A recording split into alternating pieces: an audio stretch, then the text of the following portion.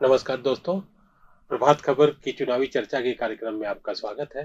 मैं हूं अजय कुमार और आज हम लोग चर्चा करेंगे कि 7वें और अंतिम चरण के मतदान के दौरान जिन सीटों पर चुनाव होने वाला है, उसके बारे में कि वहाँ का क्या सामाजिक समीकरण है, किस उम्मीदवार की बढ़त ऐसी लग रही है, जो चुनाव में जीत हासिल कर पाएँगे शायद और कौन उम्मीदवार उनके ठीक पीछे हैं और वो भी अपनी जोर आजमाइश कर रहे हैं। तो कुल मिलाकर सामाजिक समीकरण किसके पक्ष में झुका हुआ है या किस उम्मीदवार को बढ़त मिल सकती है, इन संभावनाओं पर और जो हम लोगों ने उस ग्राउंड से लोकसभा क्षेत्रों से जो सूचनाएँ मिली हैं या खुद हम लोग गए हैं वहाँ, उसके आधार पर यह चर्चा कर रहे हैं। और जैसा कि हम सब जानते हैं 6 चरणों के दौरान 32 सीटों पर चुनाव हो चुके हैं बिहार में और 8 सीटों पर कल सुबह 7 बजे से मतदान शुरू हो जाएगा।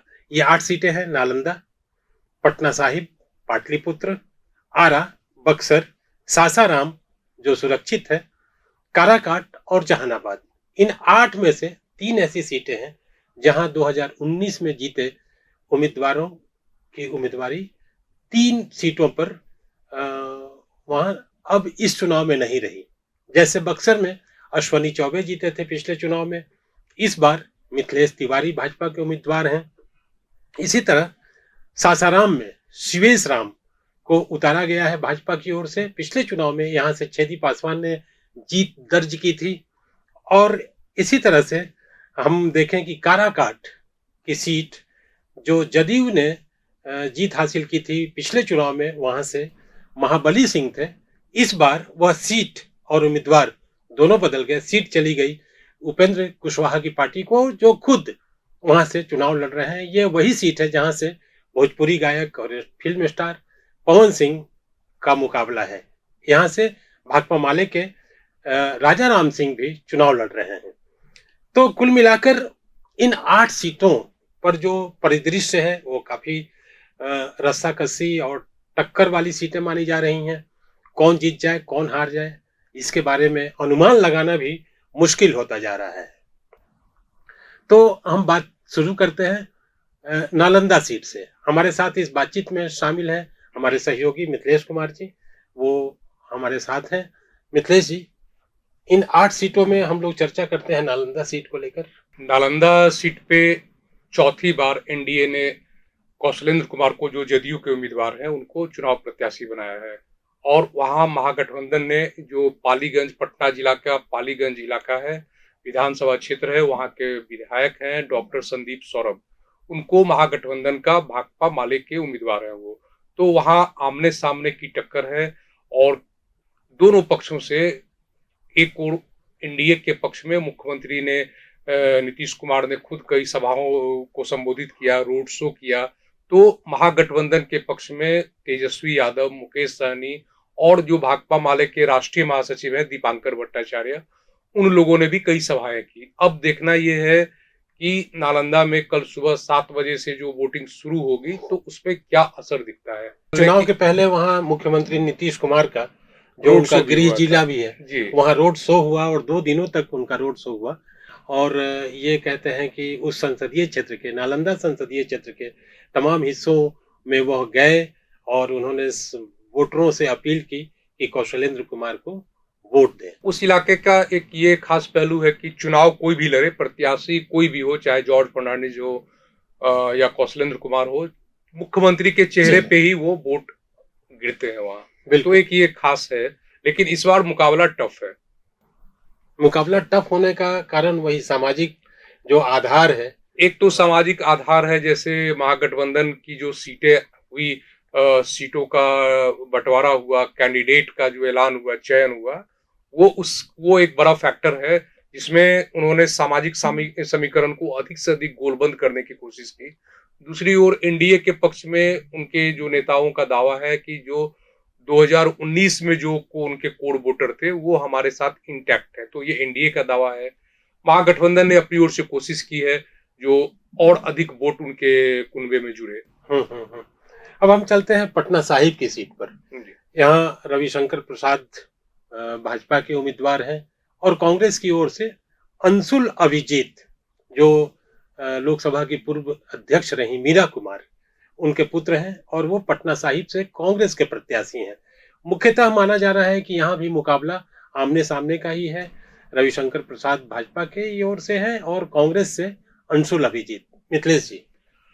देखिए, पटना साहिब लोकसभा सीट की जहां तक बात है तो भारतीय जनता पार्टी और एनडीए की जो बिहार से 10-12 प्रतिष्ठा वाली हॉट सीट है उसमें पटना साहिब शामिल है। इसलिए कि यहाँ से भारतीय जनता पार्टी के फायर ब्रांड नेता या जो बड़े दिग्गज पार्टी के जो रणनीतिकार नेताओं में से एक है रविशंकर प्रसाद, यहाँ से उम्मीदवार हैं। वो दूसरी बार यहाँ से चुनाव लड़ रहे हैं।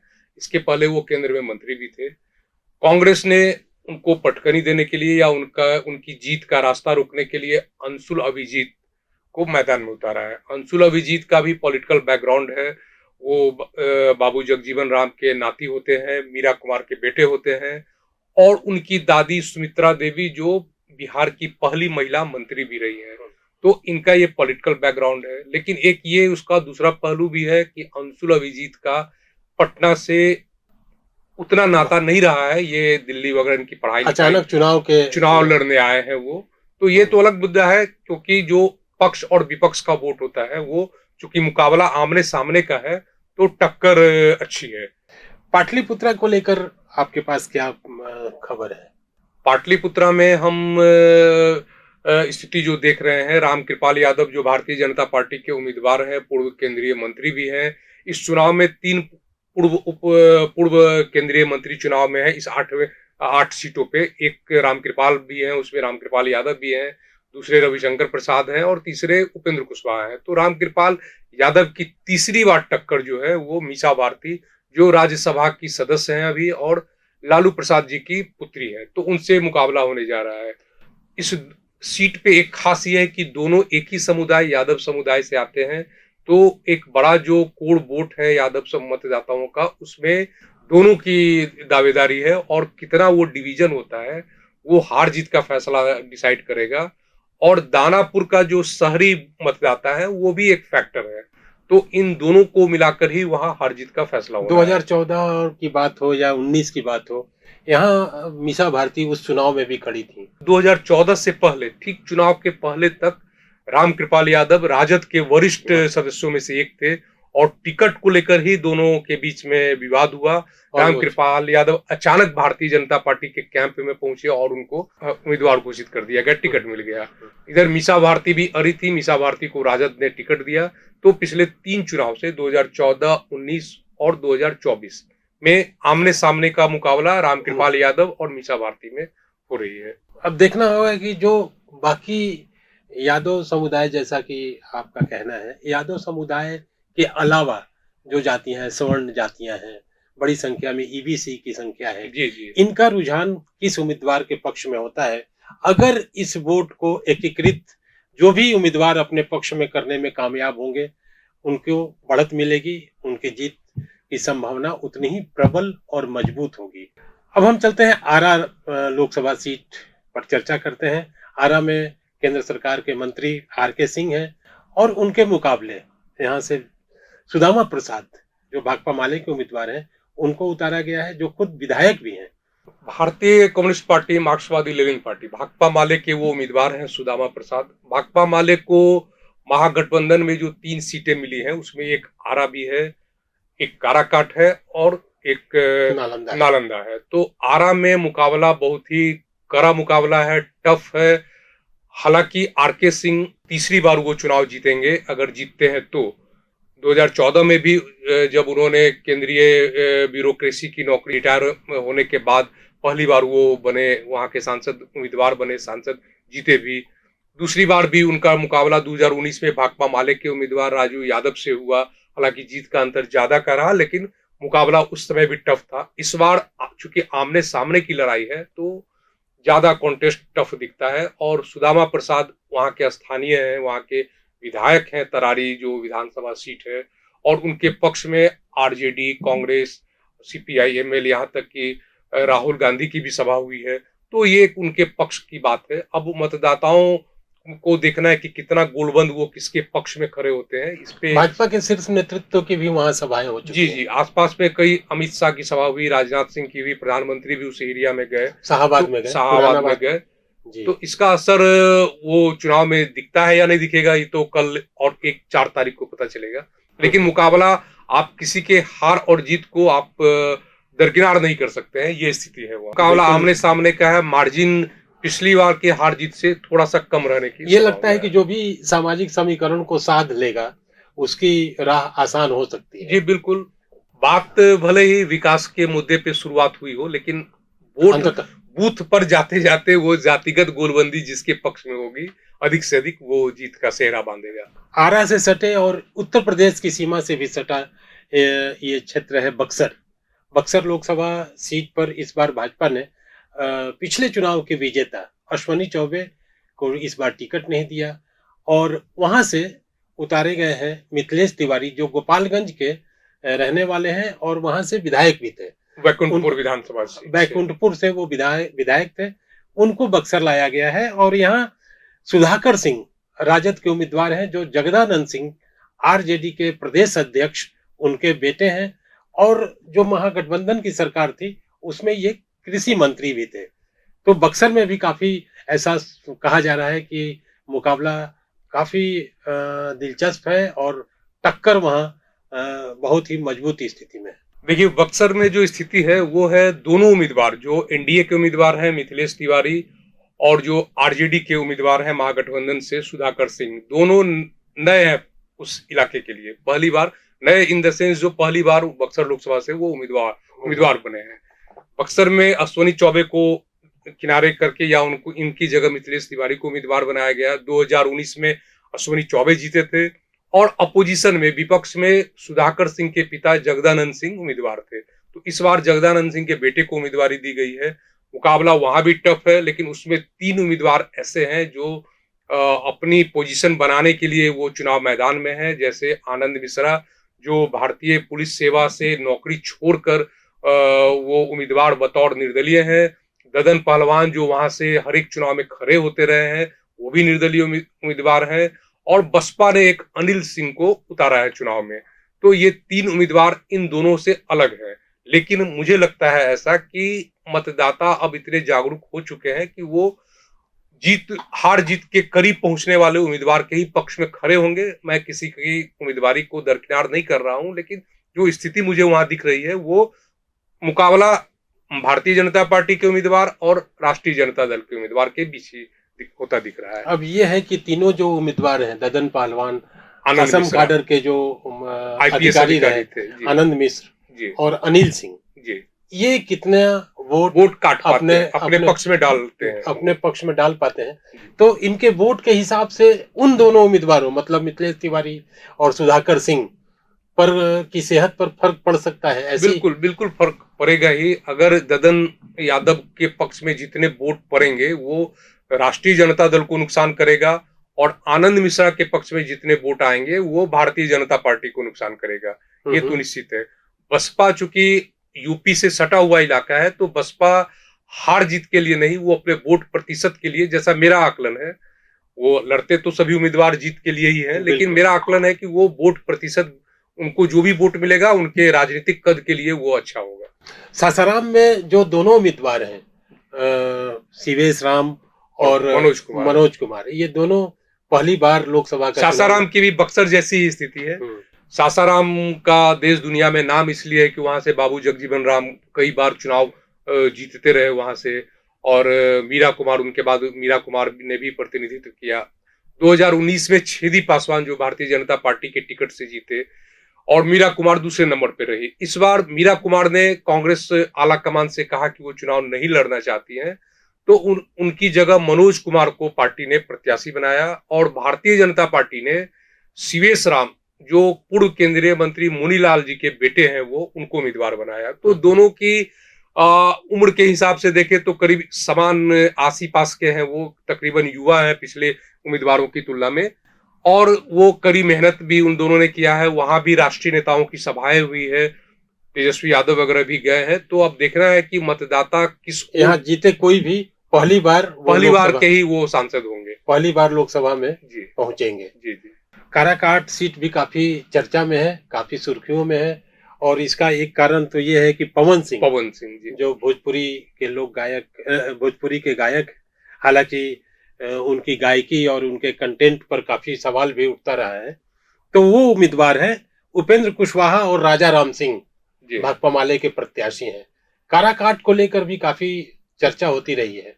काराकाट का मुकाबला बड़ा ही दिलचस्प हो गया है पवन सिंह के आने से।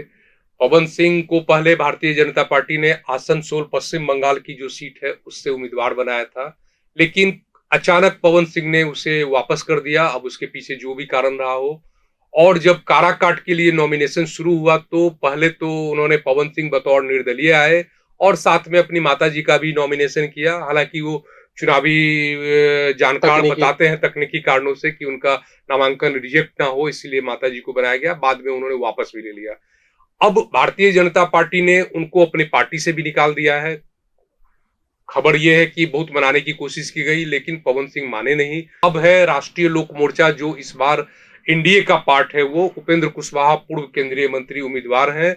उनके मुकाबले भाकपा माले ने राजा राम सिंह, जो पार्टी के कैडर से जुड़े हुए हैं, अच्छी पकड़ है उनकी, पूर्व विधायक भी हैं, उनको उम्मीदवार बनाया है। अब वो दोनों पक्षों की गोलबंदी है। पवन सिंह कितना वोट काट पाते हैं। पवन सिंह को जो वोट मिलेगा वो एक तरह से माना जा रहा है कि वो एनडीए के खाते का वोट होगा, तो एनडीए को उससे नुकसान हो सकता है। ये स्थिति है काराकाट की। काराकाट से लगी हुई सीटें हैं आरा और बक्सर तो, और सासाराम। तो कहीं ना कहीं उसका उस क्षेत्र के जो जातिगत समीकरण का जो एक्शन होगा, उसका असर इन तीनों सीटों पे भी पड़ सकता है। मध्य बिहार की एक और सीट है, महत्वपूर्ण सीट है, जहानाबाद। यहाँ जदयू ने अपने निवर्तमान सांसद चंद्रेश्वर चंद्रवंशी को पुनः उतारा है चुनाव मैदान में, और उनके मुकाबले 2019 में सुरेंद्र यादव खड़े थे राजद से। इस बार राजद ने पुनः उनको अपना उम्मीदवार बनाया है। तो जहानाबाद सीट को लेकर भी काफी वहां लड़ाई कशमकश काफी तेज है, और बसपा से अरुण कुमार, पूर्व सांसद जो जहानाबाद से ही रह चुके हैं, वो इस बार चुनाव मैदान में है। तो कमोबेश यहाँ भी लड़ाई त्रिकोणात्मक दिख रही है, लेकिन ये भी है कि आमने सामने का अंततः मुकाबला होने जा रहा है। जी, जहानाबाद में महागठबंधन इस बार बहुत ही होपफुल है। उसका कारण यह है कि पिछले चुनाव में मात्र 1800 मतों से जदयू के उम्मीदवार चंदेश्वर प्रसाद चंद्रवंशी की जीत हुई थी। इस बार विरोध भी हुआ है, लेकिन जदयू ने चंदेश्वर चंद्रवंशी पे ही भरोसा जताया और उन्हें उम्मीदवारी दी। मुख्यमंत्री नीतीश कुमार की भी कई सभाएं हुई हैं, जदयू के कई नेताओं ने वहां कैंप किया है। तो अंततः जो है मुकाबला चंदेश्वर चंद्रवंशी और राजद के सुरेंद्र प्रसाद यादव, जो है राज्य के पूर्व मंत्री भी रहे हैं, उन्हीं के बीच होता दिख रहा है। लेकिन अरुण कुमार की उम्मीदवारी को भी किनारे नहीं किया जा सकता है, क्योंकि वो स्थानीय हैं और उन्होंने बसपा के टिकट से इस बार उन्होंने उम्मीदवारी दी है। तो अरुण कुमार के पक्ष में जितने वोट आएंगे, वो माना जा रहा है कि वो एनडीए के को नुकसान हो सकता है वो वोट से, और अगर वो एनडीए को नुकसान होता है तो इसका सीधा लाभ राष्ट्रीय जनता दल को मिलेगा। लेकिन अभी भी 10-12 घंटे बाकी हैं। क्या होता है, कैसे वोटर किस ओर टर्न होता है, वो देखना होगा। धन्यवाद मिथिलेश जी।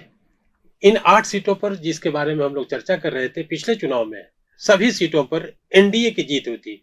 भाजपा और जदयू के उम्मीदवारों ने यहाँ से जीत हासिल की थी। इस बार कल जो मतदान होने वाला है, वो क्या नतीजा लेकर आता है, यह 4 तारीख को पता चलेगा। काउंटिंग के दिन के ये जो मध्य बिहार और पटना का जो इलाका है, शाहाबाद का जो इलाका है, यहाँ के मतदाता अपना क्या जनादेश देते हैं। हम पुनः चुनावी चर्चा को लेकर आपके सामने हाजिर होंगे। तब तक दीजिए इजाजत। बहुत बहुत धन्यवाद। प्रभातखबर.com, विश्वास वही, रफ्तार नहीं।